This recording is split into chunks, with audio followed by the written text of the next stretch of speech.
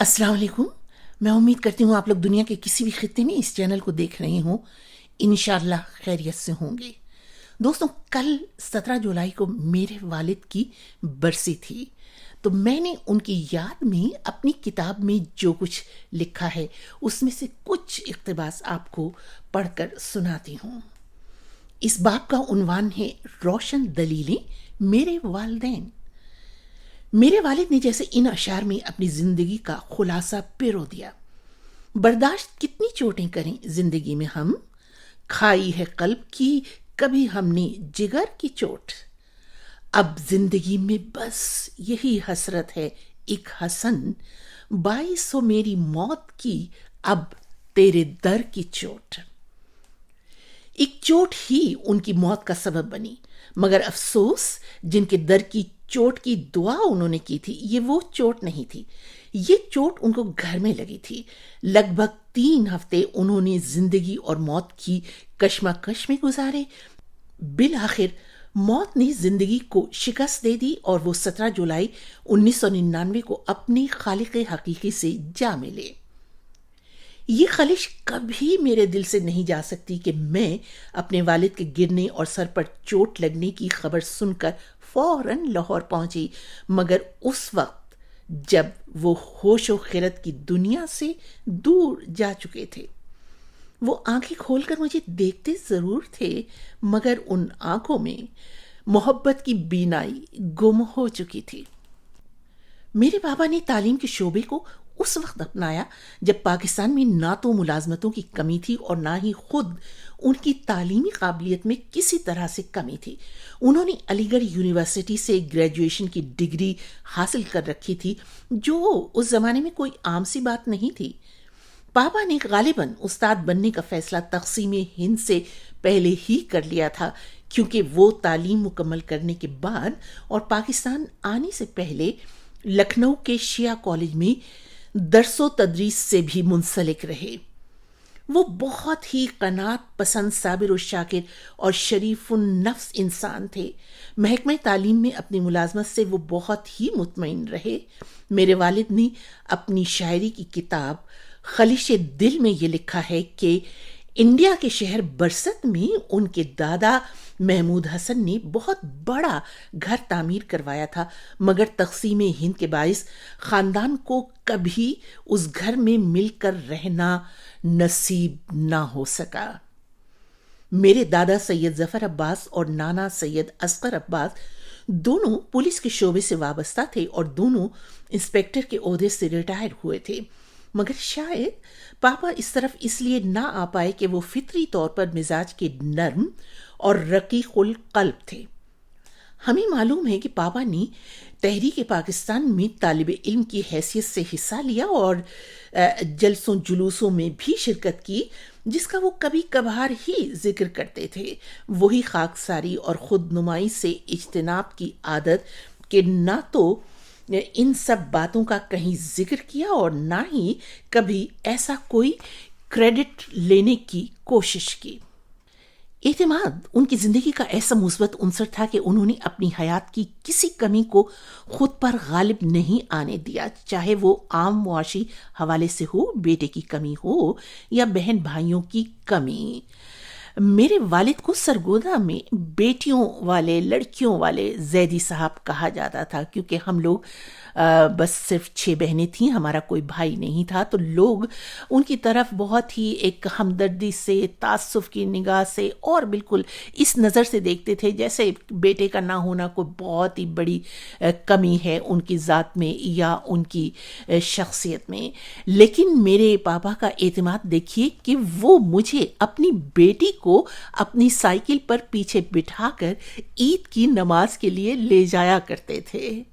और जब मैं बड़ी हो गई तो फिर मेरी दोनों छोटी बहनों गुलनाज और नीलोफर को वो साइकिल पर बिठाकर ले जाते थे ईद की नमाज पढ़ने के लिए।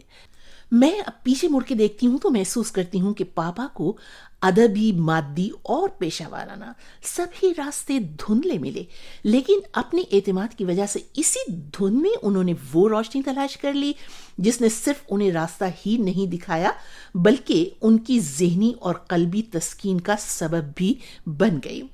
یہ روشنی مدحت اہل بیت تھی۔ انہوں نے غزل اور نظم سمیت لگ بھگ ہر صنف سخن میں لکھا، قصیدہ، رباعی، قطع، سلام، منقبت، نوحہ، مسدس، مخمس، گویا کہ انہوں نے خود کو کسی حد کا پابند نہیں کیا، اور یہ کہ ان کی بہت خواہش تھی کہ وہ امام حسین کا کربلا پر کوئی مرثیہ لکھ سکیں، اور اللہ نے ان کی یہ خواہش بھی پوری کر دی اور وہ ایک مرثیہ بھی لکھ سکے، لیکن یہ بالکل اس وقت جب ان کا آخری وقت قریب تھا وہ یہ مرثیہ خود پڑھ بھی نہیں سکے۔ ان کے اشعار میں اگرچہ الفاظ اور خیالات کی جدت آج کی طرح نظر نہیں آتی، لیکن ضمیر کی روشنی اور خیالات کی پاکیزگی وہ عناصر ہیں جو شاید آج کی شاعری میں بہت سے لوگوں کے ہاں موجود نہیں۔ شعر کہنے میں انہوں نے کسی بناوٹ اور تصنع سے کام نہیں لیا، اور جس موضوع کو جس طرح سوچا اسی طرح بیان کر دیا۔ جنگ ستمبر 1965 کے بعد انہوں نے یہ قطعہ لکھا: اے وطن کے پاس باں مرد مجاہد صف شکن، تیری قربانی سے قائم ہے یہ گلزار وطن، قوت ایثار میں طارق ہے تو، خالد ہے تو، حوصلے اتنے بلند گویا کہ تو ہے بت شکن۔ پاپا کی نعتوں اور منقبتوں میں اکثر مدینے کی زیارت کا شوق نظر آتا تھا، اور ان کی اس تمنا اور خواہش کو شرف قبولیت بھی حاصل ہوا اس وقت جبکہ میری بہن فوزیہ زیدی جو کہ PIA میں ملازم تھیں انہیں عمرہ کروانے کے لیے لے گئیں۔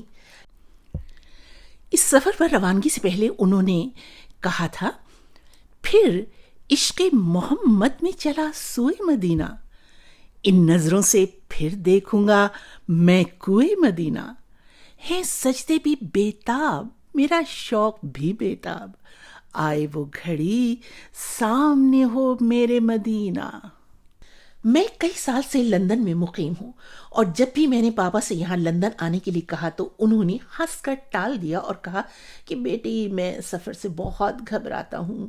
1999 میں محرم کے بعد 1 اپریل کو میں واپس آ رہی تھی تو میں اپنی امی سے کہہ رہی تھی کہ امی اس مرتبہ آپ لوگوں کو گرمیوں میں لندن آنا ہوگا، مگر اس سے پہلے کہ امی جواب دیتی پاپا بول اٹھے: پارو بیٹی مجھے نہیں بلا رہی؟ میں نے جواب دیا: پاپا آپ سے اس لیے نہیں کہا کہ آپ تو کہتے ہیں کہ آپ سفر سے گھبراتے ہیں۔ پاپا اپنی عادت کے مطابق چند لمحے خاموش رہے اور مسکراتے رہے، اور پھر پر یقین لہجے میں بولے: نہیں، اس مرتبہ ضرور آؤں گا۔ پھر اٹھے، اپنا اور امی کا پاسپورٹ الماری سے نکال کر مجھے دکھایا اور کہا کہ اس کی تجدید کرانا ہوگی۔ مجھے اس لمحے ایک ثانیے کو بھی خیال نہ آیا کہ پاپا سے یہ میری بالمشافہ آخری گفتگو ہے۔ 29 جون 1999 کو پاپا اتفاقی طور پر گھر میں ایسے گرے کہ پھر کبھی اٹھ نہ سکے۔ ان کے دماغ میں چوٹ آئی تھی۔ میں ان کی آپریشن کی خبر سنتے ہی فوراً لاہور پہنچی تو وہ بے ہوش تھے۔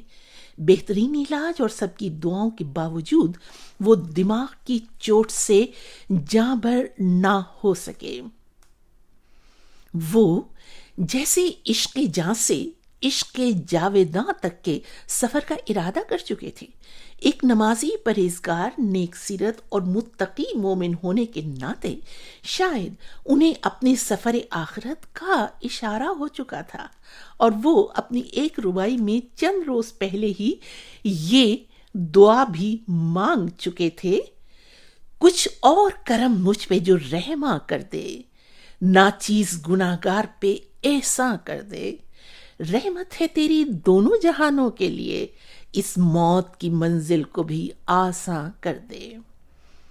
مجھے اپنی پیشہ ورانہ مجبوریوں کی وجہ سے پاپا کو بے ہوشی کی حالت ہی میں چھوڑ کر 15 جولائی کو واپس لندن آنا پڑا اور پاپا 17 جولائی کو بے ہوشی کے عالم میں ہی عدم کے سفر پر روانہ ہو گئے۔ میں ان کی تدفین میں شرکت نہ کر سکی، جس کا زخم ہمیشہ میرے دل پر رہے گا، اور قلق تو اس بات کا بھی رہے گا کہ پاپا اگر ہوش میں آ جاتے میرے سامنے اور مجھے ان سے بات کرنے کا موقع ملتا تو میں ان سے یہ ضرور پوچھتی کہ پاپا، آپ نے اس مرتبہ لندن آنے کا پکا وعدہ تو مجھ سے کیا، مگر تیاری ابدی منزل کی تھی، کیوں پاپا؟